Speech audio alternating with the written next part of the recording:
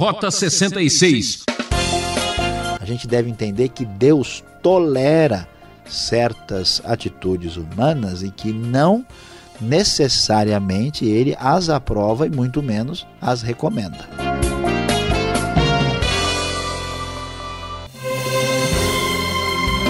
Se tem um programa que pode ser recomendado, é o Rota 66 que está no ar. O professor Luiz Saião está começando uma nova série para você. No Antigo Testamento, encontramos o livro de Juízes. Hoje vamos observar o capítulo 3. O nosso assunto será Primeiras Provas aos Problemáticos de Israel. O pastor Peter Marshall costumava dizer que Deus não permitirá que qualquer dificuldade nos aconteça, a menos que Ele tenha um plano específico pelo qual grandes bênçãos possam surgir da dificuldade. É disso que falaremos agora. É sensacional. Como você pôde observar, o livro de Juízes retrata um momento difícil da vida de Israel. É um momento de transição da ocupação da terra, da conquista da terra, até que se estabeleça uma unidade maior em Israel, até o estabelecimento da monarquia. Vão ser dias difíceis da história do povo de Deus, muito marcados por uma espécie de ciclo de desobediência do povo e misericórdia da parte de Deus. Os juízes, que eram de fato líderes carismáticos tribais que vinham a agir em favor do povo quando eles eram atacados por um inimigo comum, produzindo uma espécie de unidade das diversas tribos, eles eram levantados por Deus para resolver os problemas que Israel enfrentava diante dos cananeus e povos das redondezas. Quando chegamos no início do capítulo 3, nós lemos na NVI o texto que diz: são estas as nações que o Senhor deixou para pôr à prova todos os israelitas que não tinham visto nenhuma das guerras em Canaã. Então vejam as primeiras provas que aparecem deixadas por Deus. Fez isso apenas para treinar na guerra os descendentes dos israelitas, pois não tinham tido experiência anterior de combate. A nova geração não aprendeu a guerrear, não foi a geração da conquista, e então Deus está deixando estes povos também para que Israel esteja preparado para lutar. Muitas vezes nós nos queixamos dos nossos problemas e tribulações e dificuldades que enfrentamos na vida, mas são eles que nos preparam para enfrentar a realidade. Toda pessoa super protegida nunca consegue caminhar pelas próprias pernas. E o texto prossegue dizendo: 5 governantes dos filisteus, todos os cananeus, os sidônios, que habitam ao norte, região ali perto do Líbano, e os heveus, que viviam nos montes do Líbano, desde o monte Baal-Hermon até Lebo-Amate. Essas nações foram deixadas para que por elas os israelitas fossem postos à prova, se obedeceriam aos mandamentos que o Senhor dera aos seus antepassados por meio de Moisés. Os israelitas viviam entre os cananeus, os hititas, os amorreus, os ferezeus, os heveus e os jebuseus. Tomaram as filhas deles em casamento e deram suas filhas aos filhos deles e prestaram culto aos deuses deles. Então veja que Deus permite essas provas para esse povo bastante problemático, e diante desta circunstância eles vão cair no erro que já se esperava há muito tempo. Eles começam um processo de miscigenação, de mistura com o povo que não conhecia o Deus verdadeiro, os pagãos cananeus. E então nós vamos ver como é que Deus vai agir para libertar. E esse capítulo 3 destaca a atuação de 3 grandes líderes e juízes. Na verdade, Os nomes deles são Otoniel, Eude e Sangar. O versículo 7 inicia o relato a respeito dos feitos de Otoniel. O texto da Nova Versão Internacional da Bíblia nos diz: os israelitas fizeram o que o Senhor reprova, pois esqueceram-se do Senhor o seu Deus e prestaram culto aos Baalins e a Azerá. Acendeu-se a ira do Senhor de tal forma contra Israel que ele os entregou nas mãos de Cushan-Risataim, rei da Mesopotâmia, por quem os israelitas foram subjugados durante 8 anos. Mas quando clamaram ao Senhor, ele lhes levantou um libertador, Otoniel, filho de Kenaz, o irmão mais novo de Calebe, que os libertou. O Espírito do Senhor veio sobre ele, de modo que liderou Israel e foi à guerra. O Senhor entregou Cushan-Risataim, rei da Mesopotâmia, nas mãos de Otoniel, que prevaleceu contra ele, e a terra teve paz durante 40 anos, até a morte de Otoniel, filho de Kenaz. Aqui nós já vamos começar a ver como é que a coisa acontece no livro de Juízes. Há uma espécie de modelo literário permanente para descrever o que se passa no contexto de Israel nesta época. O povo se esquece de Deus e vai seguir os deuses falsos, os Baalins, os deuses cananeus.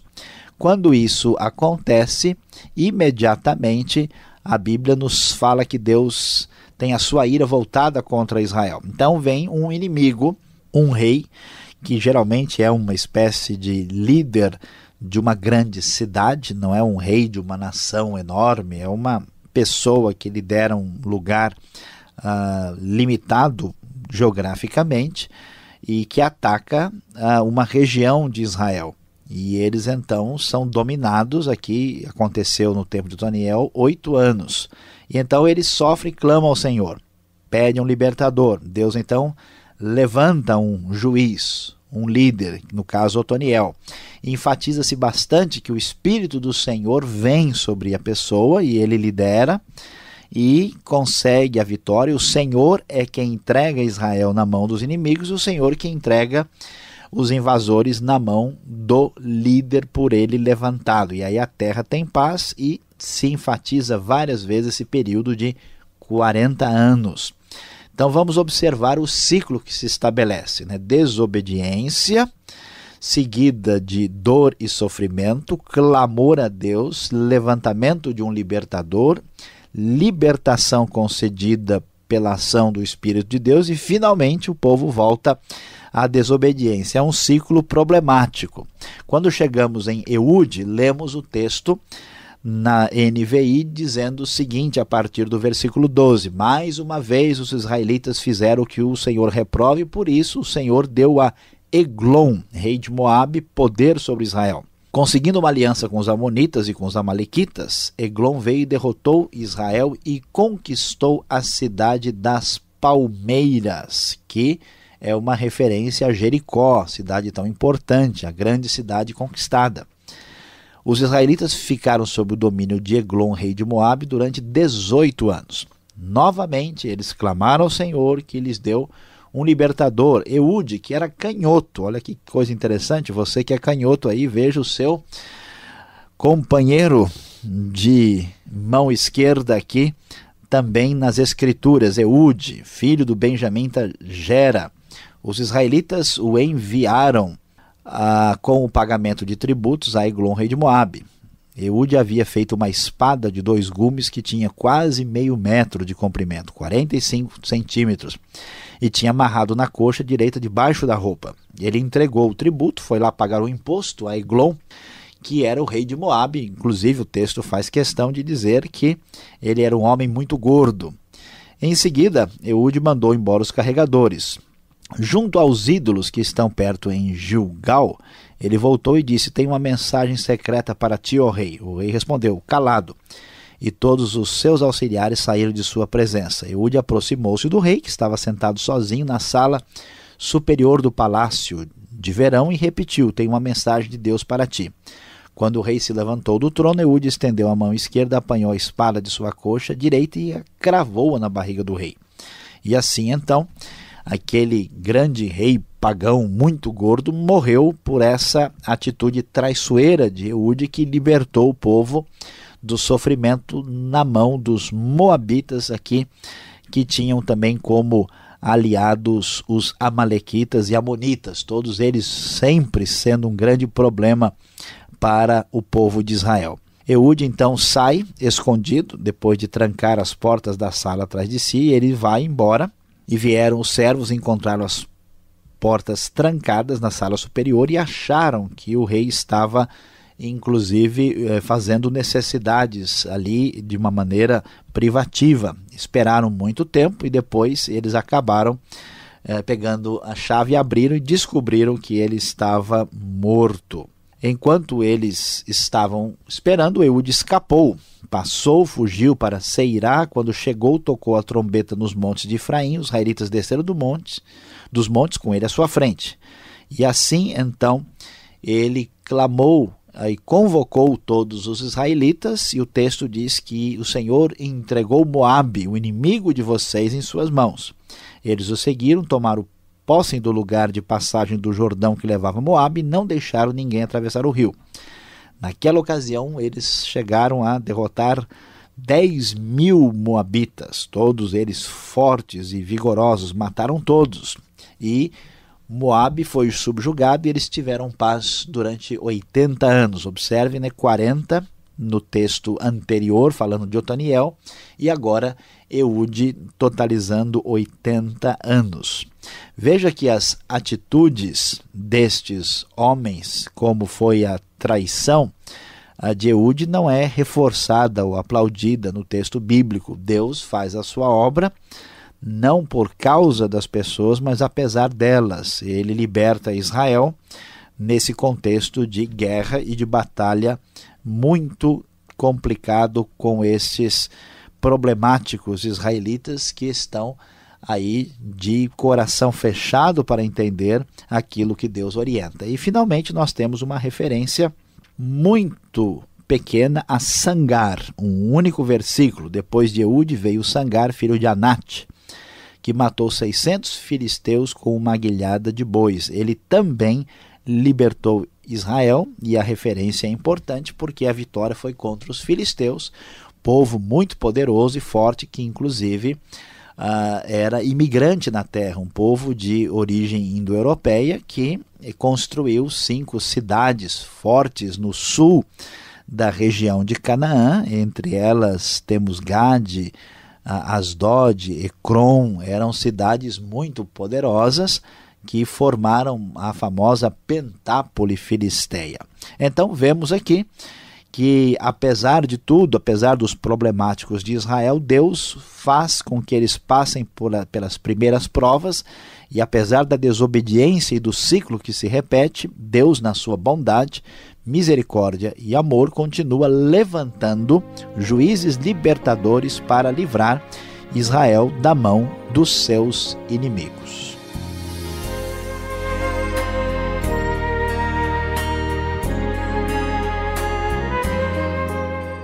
É muito bom saber que você está ligado no programa Rota 66, o caminho para entender o ensino teológico dos 66 livros da Bíblia. Nossa série de estudos agora no livro de Juízes, hoje vendo o capítulo 3. Tema desta aula: primeiras provas aos problemáticos de Israel. O Rota 66, que tem produção e apresentação de Luiz Saião, criação e redação Alberto Veríssimo, na locução Beltrão. Caixa Postal 18.113, CEP 04626-970, São Paulo, capital. E-mail, rota66@transmundial.com.br, numa realização transmundial. E agora, peço a sua paciência mais um pouco. Vamos às perguntas?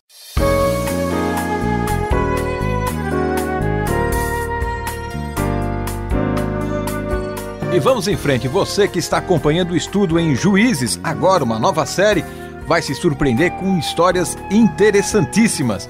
E hoje no capítulo 3 temos aqui algumas perguntas para o professor Luiz Saião. Professor, o texto aqui logo no começo do capítulo 3 está criticando o casamento misto. Qual era o problema aqui? O que podemos entender logo de imediato aqui? Oh, muito bem, pastor Alberto e os nossos ouvintes aí do Rota 66. Olha, o texto fala do problema dos israelitas estarem casando com cananeus, mas a questão não tem a ver exatamente com etnia, não tem a ver com raça, não tem a ver com uma diferença propriamente dessa natureza. A questão toda está relacionada com a fidelidade religiosa ao Deus verdadeiro, ao Deus de Israel. Então, assim, nós sabemos que no povo de Israel, muitas pessoas, acabamos de ver a história, por exemplo, de Raabe, né, que acabou se casando com alguém do próprio povo e se integrou ao povo de Israel. O problema não é esse, o problema é quando a pessoa se casava e passava a adorar os deuses pagãos, os deuses cananeus, e comprometendo a sua fidelidade ao Deus verdadeiro. Então a crítica que existe é a apostasia religiosa. Esse era o foco, não tem nada a ver com um casamento de pessoas de origem diferentes. Tá certo. Agora no verso 10 do capítulo 3 aqui de Juízes, a gente começa daqui para frente a encontrar essas frases. Veio sobre ele o Espírito do Senhor. A partir desse momento, o ministério do Espírito Santo, ele é mais presente? Qual o papel do Espírito Santo neste momento da história aqui na Bíblia? É importante perceber, né, que o Espírito Santo na teologia cristã é definido como a terceira pessoa da Trindade. Existe um só Deus, o Pai, o Filho e o Espírito Santo, que subsiste em três pessoas, né, que é claramente aí descrito especialmente no Novo Testamento, no Pai, o Filho e o Espírito. O Espírito Santo já aparece na criação, né? O Espírito de Deus pairava sobre a face das águas. E nós temos a ação do Espírito, né, quando ele age sobre Moisés, quando ele inspira Bezalel e Aholiabe a construir o tabernáculo, mas assim, no Antigo Testamento, de modo geral, o Espírito Santo tem uma ação diferente, não é uma ação permanente de habitação. E aqui no período dos Juízes, sempre a libertação é causada pela ação do Espírito que vem sobre a pessoa. Às vezes, quando o Espírito vem, há uma manifestação especial, né? Mas há uma ação do Espírito com a finalidade de agir para uma missão específica. A ideia do Espírito habitar plenamente no ser humano só depois com a vinda do Pentecostes, com a descida do Espírito. Por enquanto, vamos dizer, o Espírito vem com uma finalidade e depois se afasta. Nós vamos ver bastante isso nos outros livros históricos. Muito bem, agora referência aqui a este outro juiz que aparece, né? Eude, canhoto. Por que eles dão esse cognome a ele, ou essa designação? Ele jogava na ponta esquerda, né? Qual o significado de Eude, o canhoto? Olha, pastor Alberto, a importância não é tanto do Eude e do fato dele ser canhoto aqui. A questão é outra, é que na tradição cristã se desenvolveu uma ideia fora de foco, que o canhoto era uma pessoa assim, sem boa relação com Deus. Até para o pessoal ter uma ideia, né? Era de esquerda, né? Sinistro em latim quer dizer canhoto, quer dizer esquerdo, né? Pelo fato do Novo Testamento falar, por exemplo, que Jesus está sentado à destra de Deus Pai, à direita, né? Houve uma compreensão inadequada que todo mundo que estava um pouquinho fora do predominante, né, acabava sendo deixado de lado. Então essas referências são importantes para perceber que a Bíblia não tem esse foco propriamente estabelecido, né? Então Eude é um juiz escolhido por Deus para libertar o seu povo, e ele é canhoto. Nós vamos encontrar outros canhotos. Tem um, por exemplo, que era tão bom de arremessar que não errava um fio de cabelo, né? Então não existe nada de ruim, negativo e problemático numa pessoa ser canhota. E isso é interessante porque um grande libertador escolhido por Deus, sobre quem vem o Espírito, ele é canhoto e não há nenhuma dificuldade nisso. Isso é importante para as pessoas não terem uma visão deturpada e além do que o texto permite que a gente possa concluir. Falando um pouco mais sobre o canhoteiro aí, Eude, ele usa o nome de Deus lá no verso 19 para enganar, para matar aí o rei, Eglon. Não é estranho? Não é um negócio assim contraditório? É verdade, é esquisito a gente ler isso, a gente fica meio pensativo, mas de novo, nós temos que entender aqui qual é o foco do texto bíblico. As pessoas imaginam, né, com um raciocínio assim, humanista e antropocêntrico, que Deus usa as pessoas por causa da sua qualidade ou em função da sua santidade especial. E o texto bíblico nos mostra, principalmente em Juízes, que Deus usa a pessoa apesar das suas fraquezas. Não quer dizer que Deus concorda com o que Eude está fazendo, nem que é a ordem de Deus. Deus o levantou para ser um libertador. A maneira como ele conduz isso, é claro que é uma maneira reprovável, assim como os filhos de Jacó se vingaram dos cananeus. Jacó até fica chateado com eles lá em Gênesis 34. Então a gente tem que aprender a separar as coisas, até porque a época do juízo é uma época de caos, de confusão. A gente deve entender que Deus tolera certas atitudes humanas e que não necessariamente ele as aprova e muito menos as recomenda. Então isso é importante entender e compreender. Muito bem, para terminarmos aqui nosso bate-papo, a nossa aula em Juízes 3, no último versículo deste capítulo, aparece uma situação bizarra, né? Sangar matou, né, 600 homens com uma aguilhada de bois. Como é que podemos entender isso? Como é que esse libertador aparece assim de uma maneira estranha, né? Com o osso da sorte? Com o quê? Pois é meio esquisito, né? Até porque um versículo fala desse sangar. E este homem, ele aparece aqui como um juiz secundário, né? Nós temos os juízes da primeira divisão aqui, os da segunda. O Sangara, só uma linha fala sobre ele, assim como vai acontecer com outros, né? Não é como, por exemplo, o Gideão, né? Não é como Débora. Mas não dá para falar muito sobre um homem que, de repente, mata 600 homens aí com... Pois é, mas veja bem que coisa interessante. Tudo indica que ele é estrangeiro, ele é filho de Anate. E provavelmente é referência à cidade de Bet-Anat, ou até que a sua família talvez estava relacionada com a deusa Anat, que era uma deusa irmã de Baal, que era uma deusa ligada à guerra.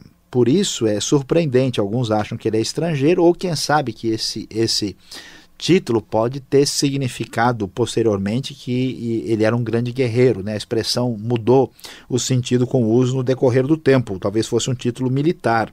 E essa aguilhada de bois, na verdade, era o nome que se dava a uma vara comprida de madeira e que na ponta muitas vezes eles punham um metal, né? E isso era usado assim para vamos dizer, fustigar os animais, né, que nem os bois, tal. Era aguilhada de bois no sentido que usado para tocar o boi, né, e não era a mandíbula do boi ou o calcanhar do boi, né.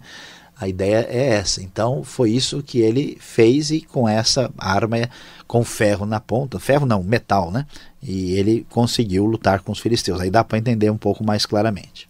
Não é conversa para boi dormir, mas deu para entender. Obrigado pela explicação. Você fica atento, alerta aí. Vem agora a aplicação do estudo para você.